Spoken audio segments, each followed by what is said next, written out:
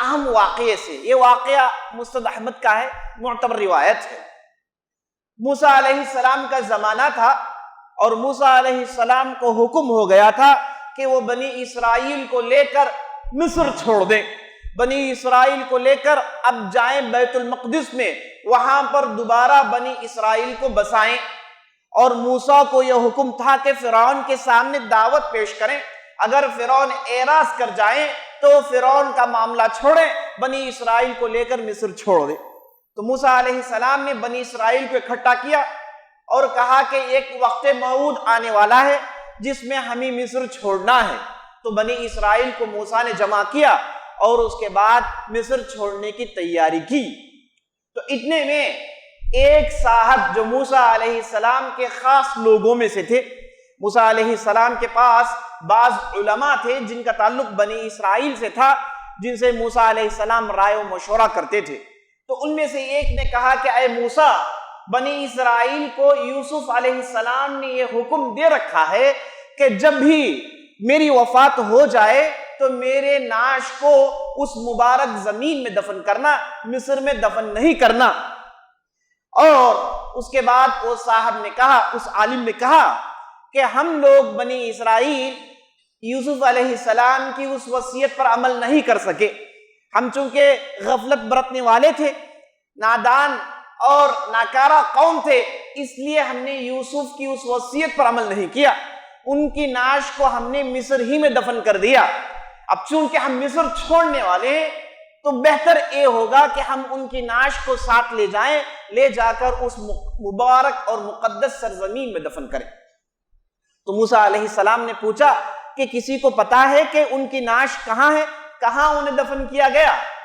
اکثر لوگوں نے کہا کہ نہیں.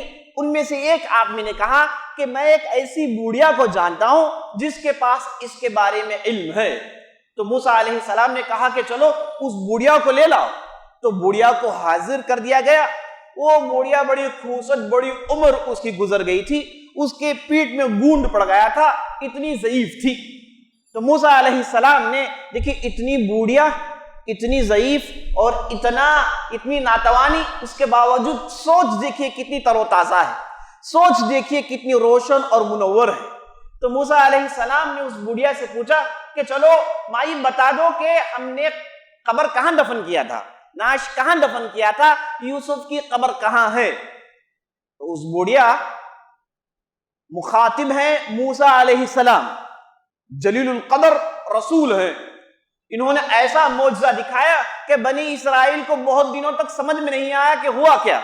انہوں نے اللہ کے حکم سے پانی کے 2 پہاڑ کھڑا کر دیے، راستے میں ایک بہت بڑا ہائی وے نکالا جس پر چل کر بنی اسرائیل سیرا کے اس صحرا میں پہنچے تھے. انہوں نے اپنی آنکھوں سے دیکھا تھا اس معجزے کو.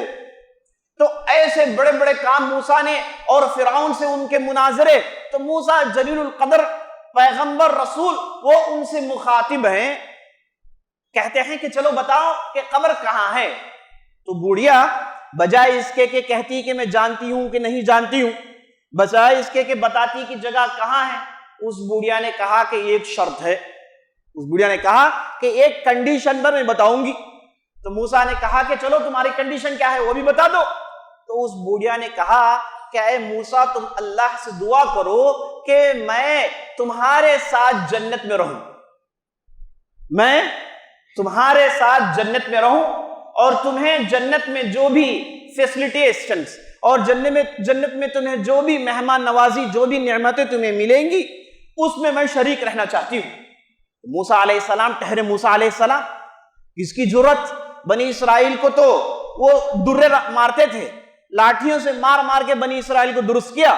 سامری کو تماچا مارا تو سامری کے اوسان خطا ہو گئے، ایک فرعونی کو تماچا مارا تو مردہ ہو گیا. تو یہ تھے موسیٰ علیہ السلام، اور ان سے یہ سوال.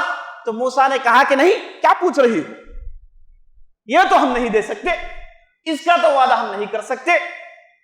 تو اس کے بعد اللہ کی طرف سے موسیٰ کو وحی آئی اور اللہ نے کہا یا موسیٰ اعطیہا، اے موسیٰ تمہیں اس عورت کی مانگ کو پوری کرنی ہے، تم اس کی مانگ کو مان لو، اس کی شرط کو مان لو.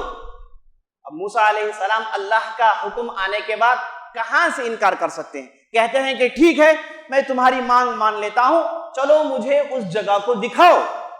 اور بڑھیا لے کر گئی اور ایک تالاب کے پاس لے کر گئی، اور اس کے بعد دوسروں سے کہا کہ چلو اس تالاب کو خالی کرو، اس کے پانی کو نکالو۔ تو لوگوں نے پانی نکالا، اور اس کے بعد ایک کونے میں بتاتی ہے، کہتی ہے کہ یہاں یوسف علیہ السلام کو دفن کیا گیا تھا۔ اس کے بعد اس جگہ کھودتے ہیں تو یوسف علیہ السلام کی نعش تر و تازہ ملتی ہے جیسے وہ دفن کیے گئے تھے، جبکہ 450 سال گزر گئے تھے انہیں دفن کرنے کے بعد۔ اس کے بعد وہاں سے ان کی نعش کو لے چلتے ہیں اور بیت المقدس کے اندر ان کی تدفین ہوتی ہے۔